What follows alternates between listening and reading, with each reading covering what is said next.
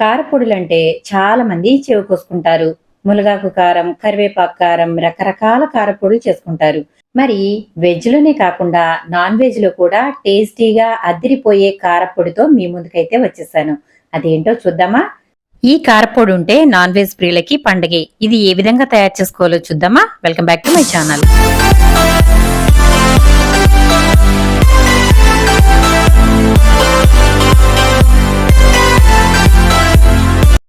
ముందుగా కారపొడి కోసం చికెన్ తీసుకుంటున్నాను. కారపొడి చికెన్ ఏంటా అనుకుంటున్నారా? ఇదేనండి సీక్రెట్. చికెన్ ని శుభ్రంగా కడిగేసి వాటర్ అనేవి లేకుండా పక్కన పెట్టుకోవాలి. దాంట్లోనే 1 స్పూన్ ఉప్పు, 1 స్పూన్ కారం, అలాగే కొంచెం పసుపు వేసి ఉప్పు, కారం, పసుపు ముక్కలకి బాగా పట్టేటట్టు చేత్తో ఇదంతా కూడా కలుపుకోవాలి. ఒక 5 నిమిషాల పాటు బాగా కలుపుకోవాలి. అప్పుడే మనకి ముక్కలకి చక్కగా ఉప్పు, కారం అంతా కూడా బాగా పట్టుకుంటుంది. తర్వాత స్టవ్ మీద ఒక గిన్నె అయితే పెట్టేసి అది వేడైన తర్వాత అప్పుడు మనం కలిపి పెట్టుకున్న చికెన్ ముక్కల్ని అందులో వేసేసుకుని ఆ తర్వాత నీరు అనేది తగలకుండా దాంట్లో వచ్చే నీటితో మాత్రమే ఈ ముక్కలు బాగా ఉడికి నీరంతా ఎగిరిపోయే వరకు స్టవ్ మీద పెట్టుకుని ఉడికించుకోవాలి.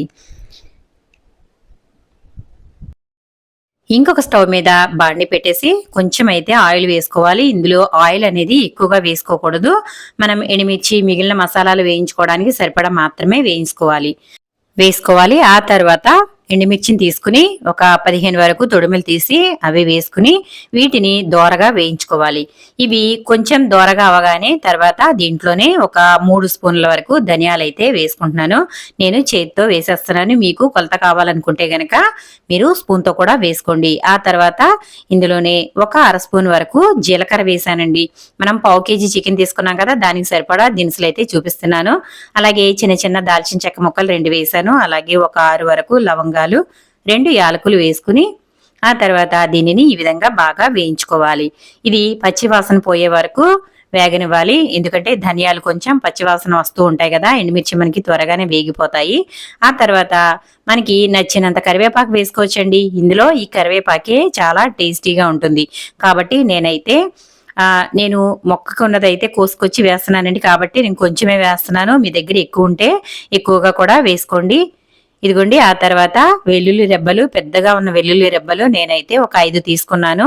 మీరు చిన్నగా ఉన్నవైతే గనక ఇంకొంచెం వేసుకోవచ్చు.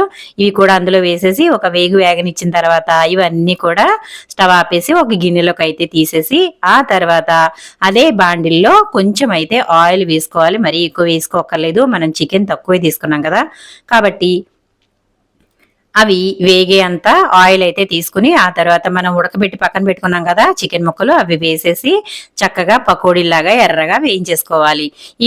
ఈ వేగడంలోనే ఉంటుందండి అసలు మజా. ఎందుకంటే చికెన్ చాలా మంది పచ్చడి పెట్టేటప్పుడు గట్టిగా ఉంది అంటారు కదా ముక్క, అలా కాకుండా హైలో పెట్టేసి ఈ విధంగా చికెన్ ముక్కలు వేయించుకున్నట్లయితే అది పచ్చడికైనా ఇలా కారపొడికైనా దేనికైనా ముక్క సాఫ్ట్ గా వస్తుంది. మీరు చిన్న మంట మీద పెట్టి ఉడికించారంటే గనక లోపల నుండి వేగిపోయి అవి ఎలా ఉంటుందంటే మనకి తినడానికి ముక్క అనేది గట్టిగా ఉంటుంది. కాబట్టి హై ఫ్లేమ్ లో పెట్టేసి ముక్కల్ని ఈ విధంగా ఎర్రగా వేయించుకోవాలి. ఇవి వేగిపోయాయి కదా, ఇప్పుడైతే ఒక గిన్నెలోకి తీసేసి వీటిని కూడా చల్లారబెట్టేసుకుందాం.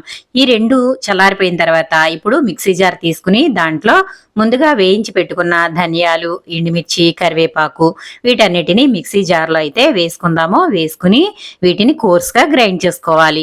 మరీ మెత్తగా పొడిలాగా అయిపోకూడదండి. ఇది కొంచెం కచ్చా పచ్చాగా దంచుకున్నట్లుగా ఉంటేనే మన కారపొడి అనేది చాలా బాగుంటుంది.